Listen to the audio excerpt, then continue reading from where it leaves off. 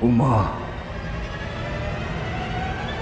तुम्हें कैलाश का त्याग करना होगा। तुम्हें कैलाश का त्याग करना होगा। तुम्हें कैलाश का त्याग करना होगा। कैलाश का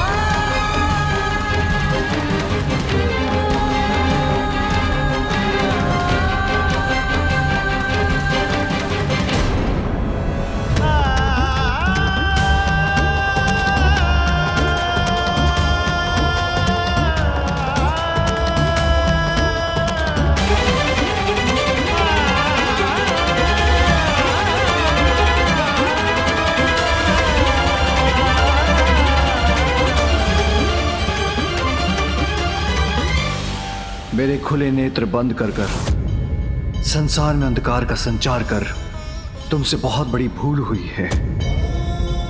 किंतु स्वामी, वो तो केवल एक भूल थी। मैंने ऐसा किसी अनिष्ट की इच्छा से नहीं किया था स्वामी। जगत पिता और जगत जननी के नाते एक छोटी सी भूल भी बहुत बड़ी बन जाती है। तुम्हारी एक छोटी सी भूल का भयानक परिणाम है अंधक का जन्म। स्वामी, इस भूल का इतना बड़ा दंड मत दीजिए मुझे। मुझे आपसे और पुत्र गणेश से भी दूर मत कीजिए स्वामी। ये माँ पहले से ही अपने पुत्र कार्तिकेय का वियोग सह रही है। जहां संयोग है वहां वियोग भी है, जहां सुख है वहां दुख भी है। यही सत्य है। सृष्टि को भावी दुखों से बचाने के लिए तुम्हें पृथ्वी पर जाकर प्रायश्चित करना होगा।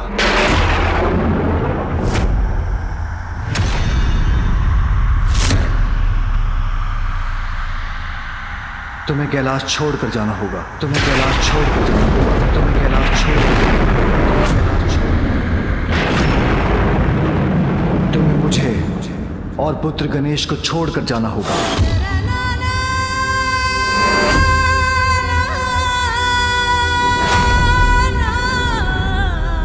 शिव की शक्ति हो तुम उमा, तुमसे दूर होना तो मेरे लिए भी कष्टदायक होगा, किंतु यही अनिवार्य है।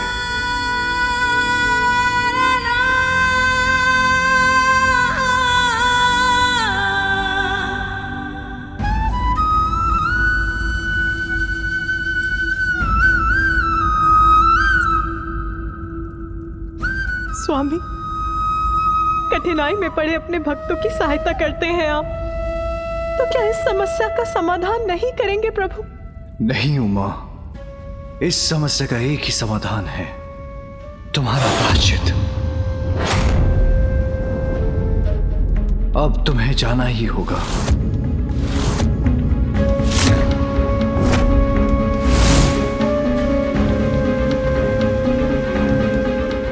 इतनी कठोरता मेरे प्रति? आपके आदेश का पालन करेगी आपकी पार्वती स्वामी। उसके लिए हृदय पर आघात लेकर आपसे दूर जाना होगा तो जाऊंगी मैं।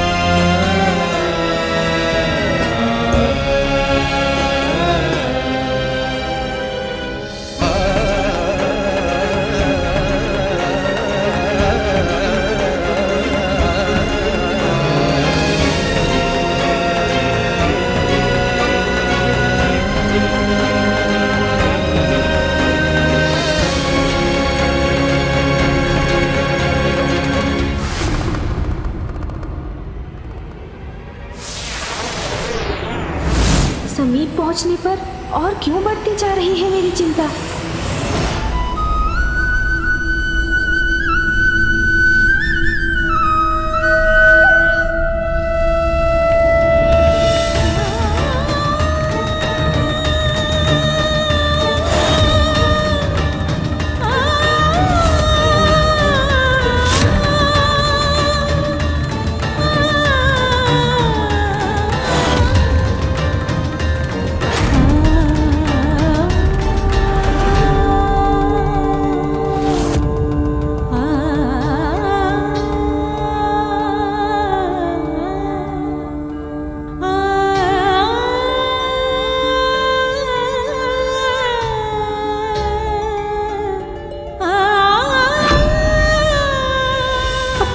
चरणों से कोई दूर कैसे जा सकता है? कुछ कहिए प्रभु, रोक लीजिए मुझे। तुमसे दूर तो मैं भी नहीं रह सकता उमा, किंतु क्या करूं, ये भगवान की विवशता है। व्यर्थ है मेरी आशा, मुझे ज्ञात है कभी नहीं रोकेंगे आप मुझे। आपके लिए तो आपका कर्तव्य ही सर्वोपरि है ना। आपकी पार्वती से भी ऊपर है आपका कर्तव्य।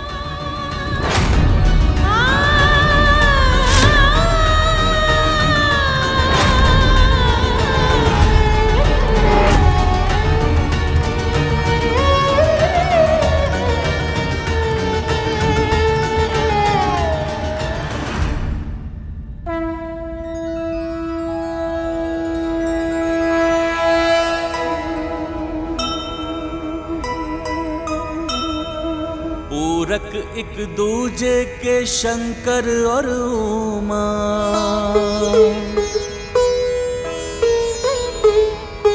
किंतु विधि में लिखा है बिछोहा।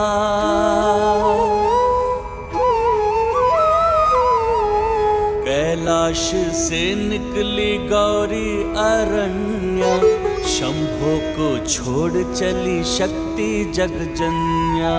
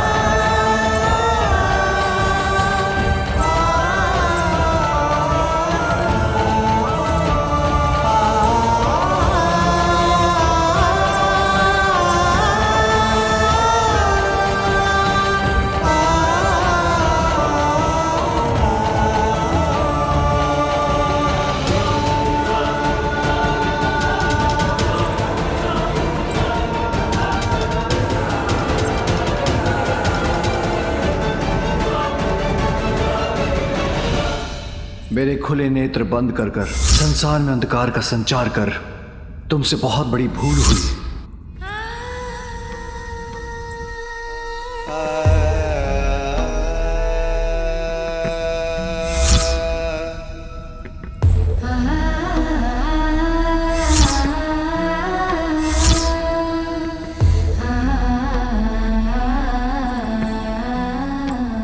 सृष्टि को भावी दुखों से बचाने के लिए तुम्हें पृथ्वी पर जाकर प्रायश्चित करना होगा।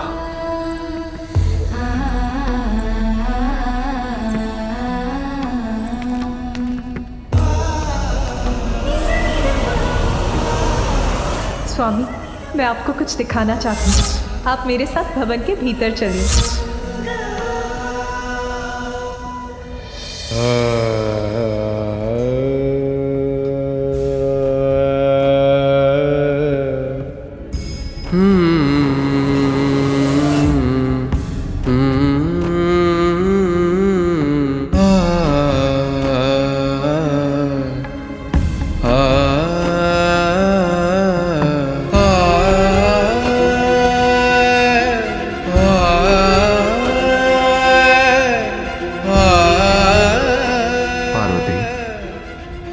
उत्सुकता और जाग उठी है। ऐसा क्या दिखाना चाहती हो तुम? बस अब और प्रश्न नहीं स्वामी, मैं आपको चकित करना चाहती हूँ।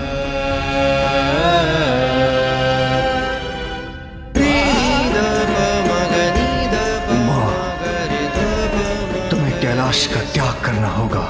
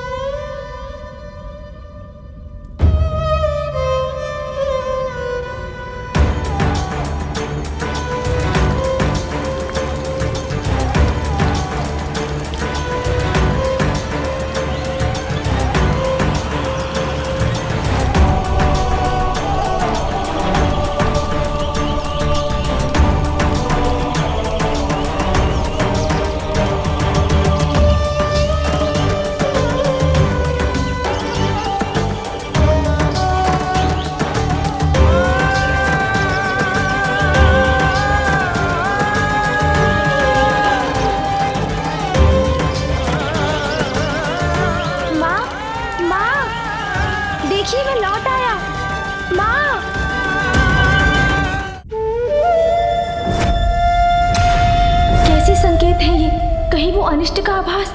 नहीं नहीं, ऐसा नहीं हो सकता।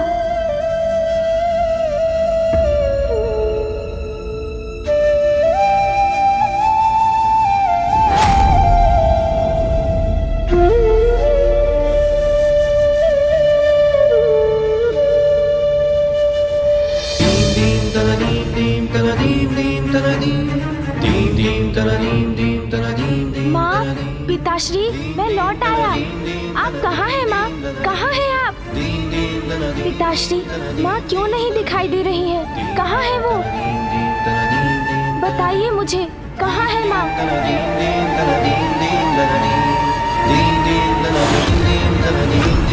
माँ कहाँ है? बताइए ना पिताश्री। माँ, पुत्र, क्या मेरे पुत्र ने मुझे पुकारा? नहीं, मैं पुनः रुककर अपने स्वामी के आदेश का उल्लंघन नहीं कर सकती।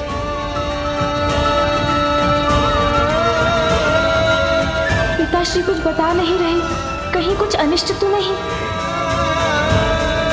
मैं कैलाश लौटूं और माँ मुझसे द्वार पर मिलने ना आए, ऐसा तो कभी हो ही नहीं सकता। माँ दिखाई क्यों नहीं दे रही है? पिताश्री, माँ को कुछ हुआ है क्या? तुम्हारी माँ को कुछ नहीं हुआ पुत्र, वो कुशल हैं। पिताश्री के मुख पर इतना दुख पूर्व में मैंने कभी नहीं देखा। कुछ तो अवश्य हुआ है। गणेश को ज्ञात होगा तो बहुत दुखी होगा, किंतु ये सत्य उससे छिपाया भी तो नहीं जा सकता। पुत्र, तुम्हारी माँ अब कैलाश में नहीं है। तुम्हारी माँ अब कैलाश में नहीं है। तुम्हारी माँ अब कैलाश में नहीं है।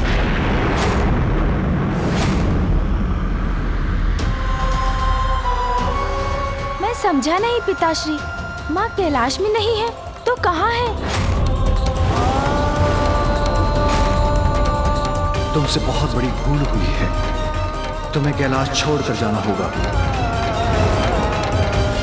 वो वहां है जहां वो अपनी भूल का प्रायश्चित कर रही हैं। भूल? पश्चाताप?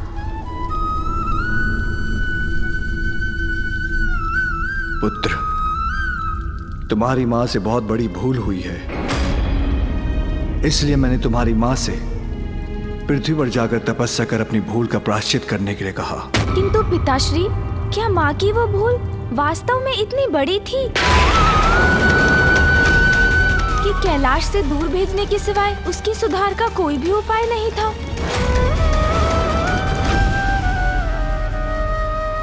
गणेश, मैं तुम्हारी भावना समझ रहा हूं पुत्र। एक पुत्र की दृष्टि में उसके माता पिता से कोई भूल नहीं हो सकती। भूल तो हुई है आप दोनों से, किंतु माँ को दूर भेजने की भूल तो आपसे हुई है पिताश्री। पुत्र, पुत्र, पुत्र।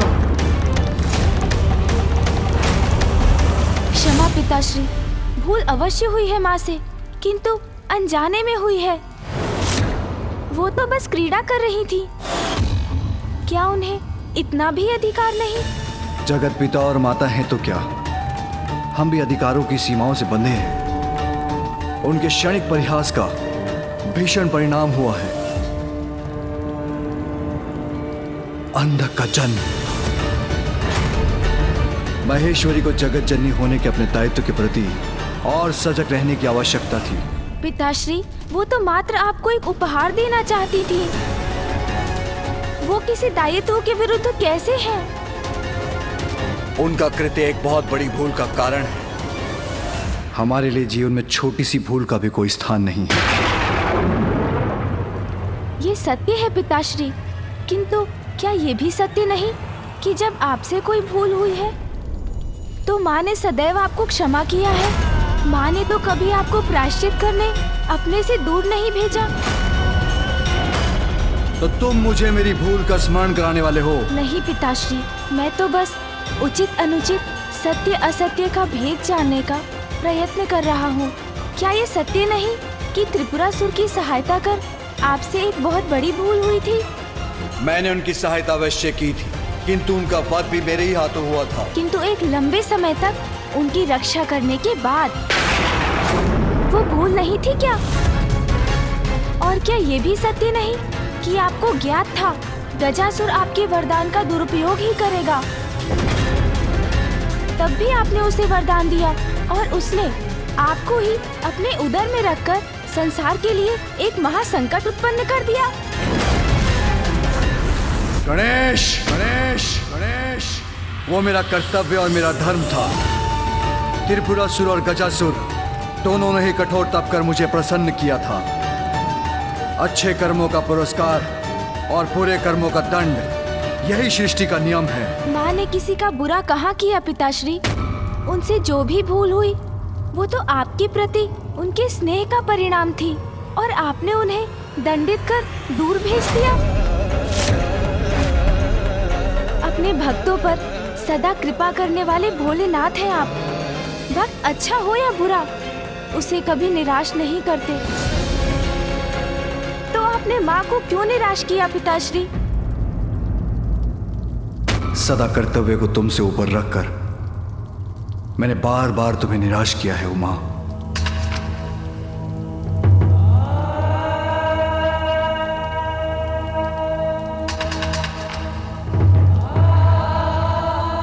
मुझे क्षमा करें पिताश्री, ये सब कहकर आपको दुख पहुंचाने का आशय नहीं था मेरा। कुछ भी अनुचित करने के बाद क्षमा मांगना बहुत सरल होता है गणेश, किंतु उसे भूल का परिणाम तो दूर नहीं होता।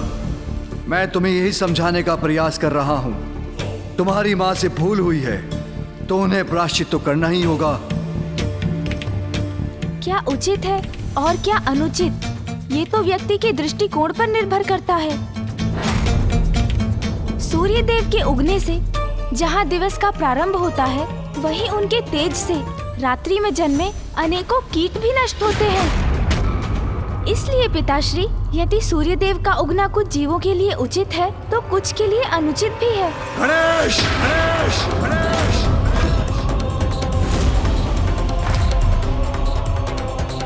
क्या ये सत्य नहीं पिताश्री कि वास्तव में आप मुझसे नहीं स्वयं अपने क्रोध से क्रोधित हैं? मैं जानता हूँ ये सत्य है। आप माँ को दूर भेजने पर विवश अवश्य हुए, किंतु आपके इस निर्णय के कारण आप स्वयं से ही कुपित हैं, क्योंकि माँ के बिना आप भीतर ही भीतर टूट रहे हैं।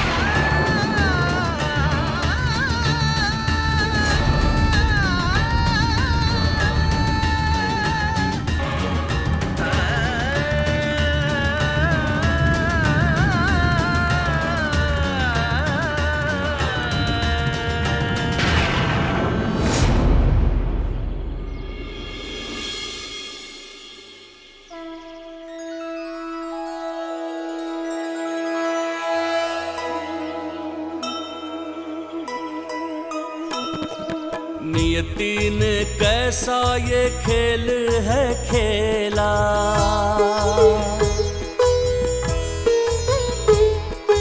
जननी के जीवन में दुख की ये बेला। दूर रह कर भी शिव शंकर के पास छोड़ी नहीं है माता गौरी ने आस।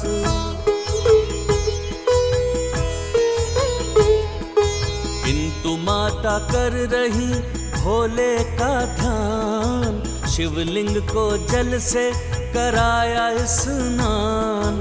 धन्य है माता धन्य है शंकर भोले, दोनों एक दूजे का प्रेम नहीं भूले।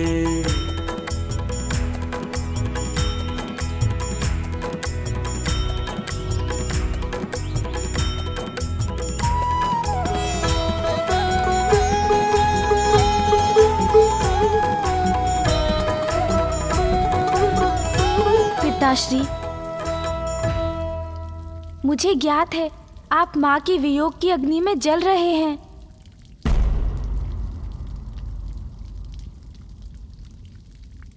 किंतु मैं विवश हूं पुत्र, मैं तुम्हारी मां के बिना नहीं रह सकता।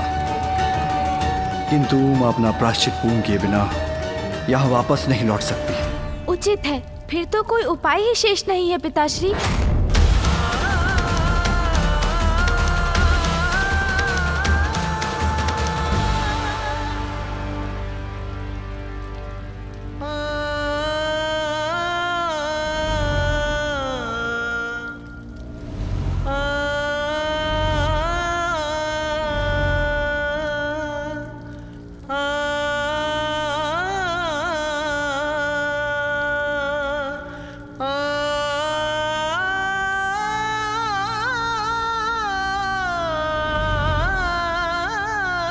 मूषक जी, मूषक जी, मूषक जी शीघ्र आइए।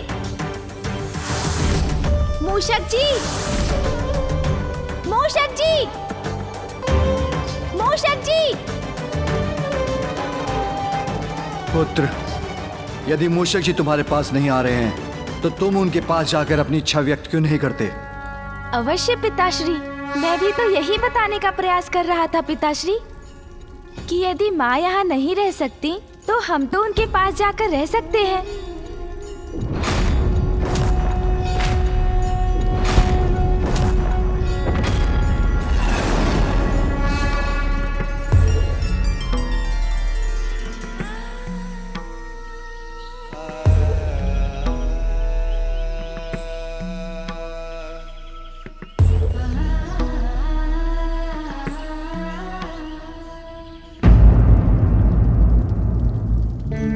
पिताश्री, संतान का संसार तो माता पिता के संयोग से पूर्ण होता है।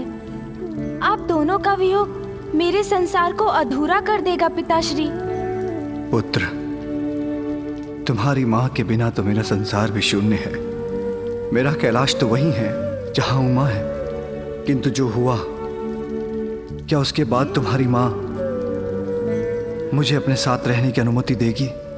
ये तो उनसे पूछने पर ही ज्ञात होगा। आप अनुमति दे तो मैं जाकर आपका संदेश उन तक पहुंचाता हूँ। ठहरो गणेश, किंतु मैं दुखी हूँ। ये बात उमा से मत कहना, अन्यथा वो और भी दुखी हो जाएंगी और मेरे वहाँ आने की बात पूछते समय अवश्य इस बात का ध्यान रखना कि आप चिंता मत कीजिए पिताश्री, माँ की ममता अपने पुत्र को निराश नहीं कर सकती।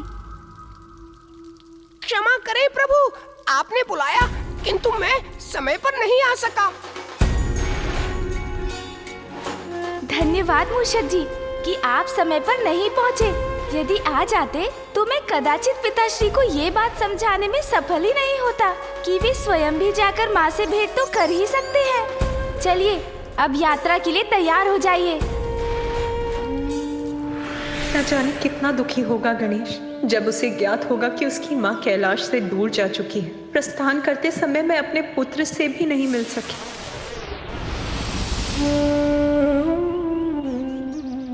भोजन का भी समय हो गया है। स्वामी ने भोजन किया होगा कि नहीं, और गणेश ने, उसे तो भोजन अत्यंत प्रिय है। मेरे पुत्र गणेश को बहला लीजिएगा नाथ। यदि वो मेरे बिना भोजन अस्वीकार करे तो उस पर क्रोध मत कीजिएगा। अब तो आप ही उसके साथ हैं, इसीलिए आपको धैर्य रखकर ये निश्चित करना होगा कि वो भोजन समय पर कर रहा है।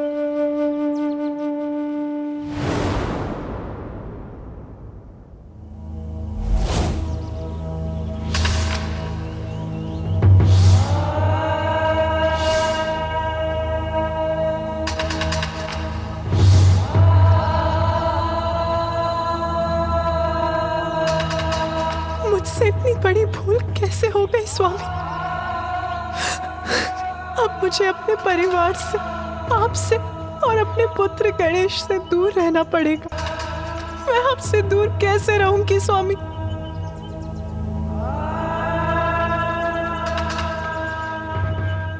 माँ, माँ, पुत्र,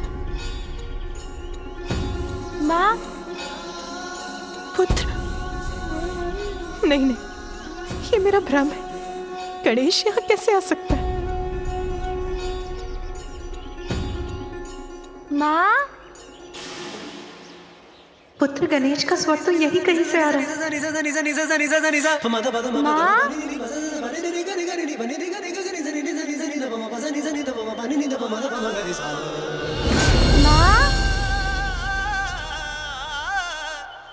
नहीं नहीं, गणेश यहाँ कैसे हो सकता है? अवश्य ये मेरे मन का भ्रम ही है। विनायक पुत्र का अर्थ बताने आया। माँ, विघ्न के बादल माँ के मन से मिटाने आया। आज्ञाकारी माता का बस माँ को जाने। माता की आज्ञा को माँ। सर्वोपरि माने। जीवन गणेश। समर्पित है तुझको माता। सांस सांस अर्पित है तुझको माँ, मैं आ गया माँ।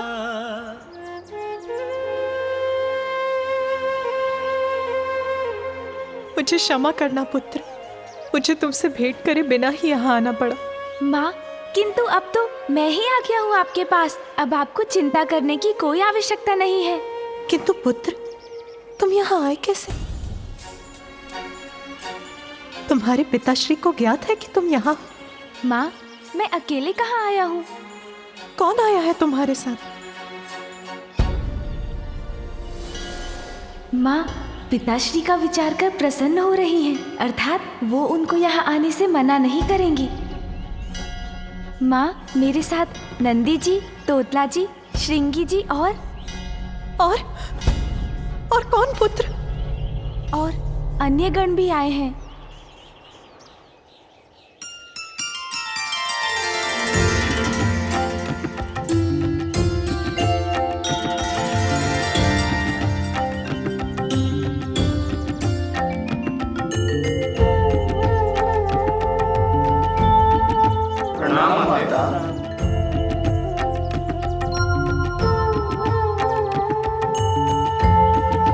किंतु पुत्र, स्वामी को अकेला छोड़कर तुम यहाँ क्यों चले आए? नंदी जी, माँ, आप यहाँ तब के लिए आई हैं, अकेले कैसे संभाल लेंगी सब कुछ? नंदी जी और अन्य गण आपकी कुटिया का निर्माण कर आपके निवास का प्रबंध कर देंगे। उचित है।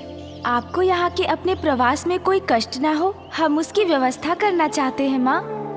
और इसीलिए आप यहाँ बैठ जाइए और हमें करने दीजिए हमारा कार्य। उचित है। चलिए नंदी जी, हम अपना कार्य शुरू करें।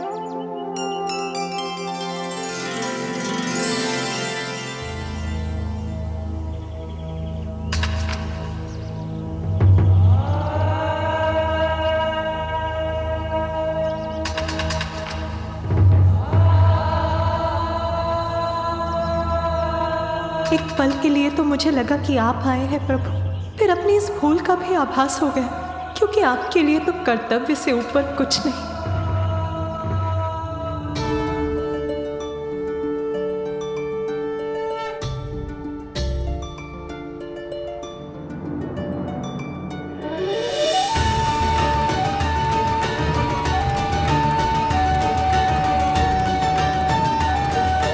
गणेश के वहां पहुंचते ही पार्वती को अब तक मेरा संदेशा मिल गया। पुत्र, अपनी माँ का संदेशा लेकर शीघ्र कैलाश लौटना, क्योंकि अब मैं तुम्हारी माँ के बिना एकाकी नहीं रह सकता। पुत्र,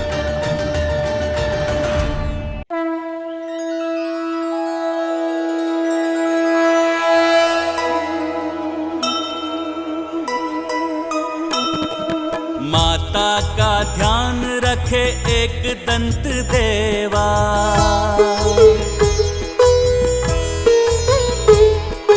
निकट चले आए देखो करने को सेवा।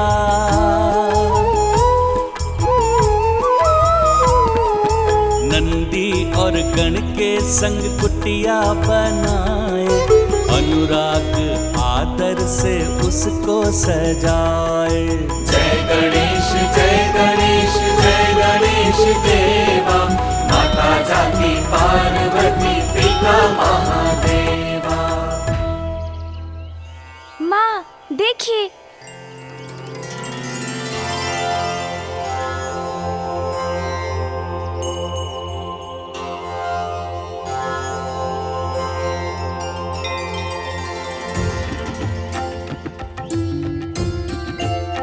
आइए माँ, माँ आगे चलिए ना।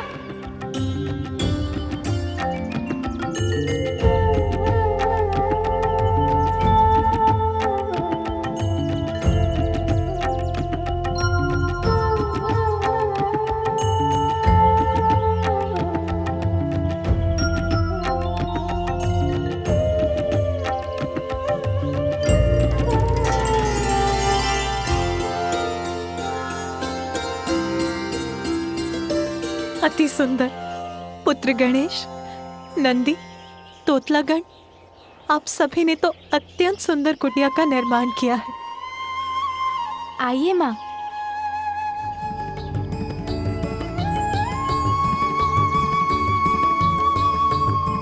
माँ वो देखिए, बैठने का स्थान।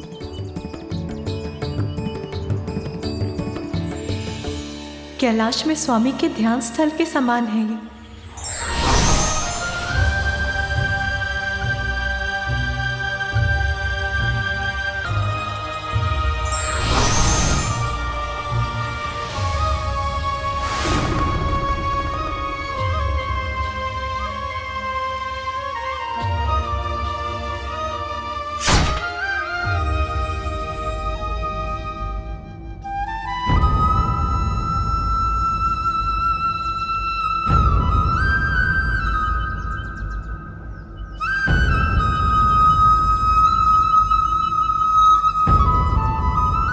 पुत्र, सभी कुछ अत्यंत सुंदर है, किंतु मेरे एकाकी के लिए ये कुटिया अत्यंत विशाल है।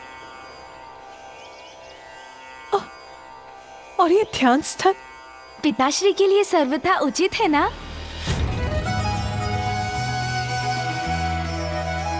पिताश्री के लिए? हाँ माँ, मैं आपके लिए पिताश्री का संदेश लेकर आया हूँ। महादेव का संदेश? आपसे विलग तो वो भी नहीं रह सकते माँ। पिताश्री ये जानने के लिए उत्सुक है कि क्या पुत्र? यही माँ, कि क्या वो भी यहाँ आपके साथ रह सकते हैं?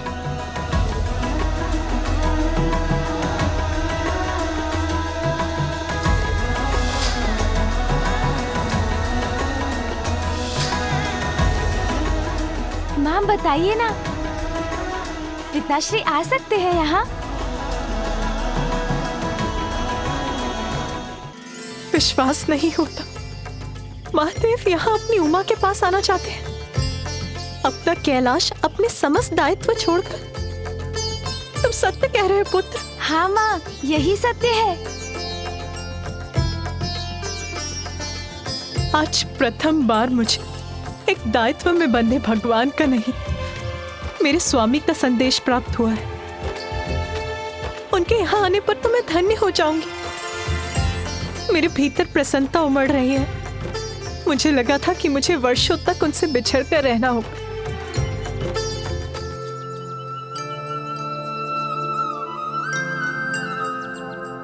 किंतु पुत्र, महादेव के तो अनेकों दायित्व हैं। उनके भक्त, उनके कर्तव्य, उन सभी को छोड़कर वो यहाँ कैसे आ पाएंगे? हाँ माँ, पिताश्री अवश्य आएंगे।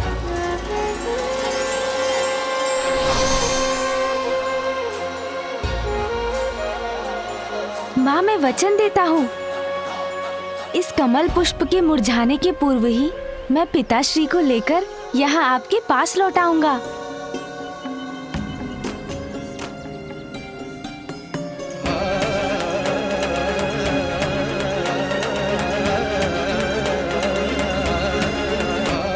ऐसा प्रथम बार हो रहा है जब उमा ने महादेव के लिए अपने कर्तव्यों को इतनी प्राथमिकता दी। उमा, मैं तुम्हारी प्रतीक्षा कर रहा, हाँ, ताकि मैं तुमसे आकर भेंट कर सकूं।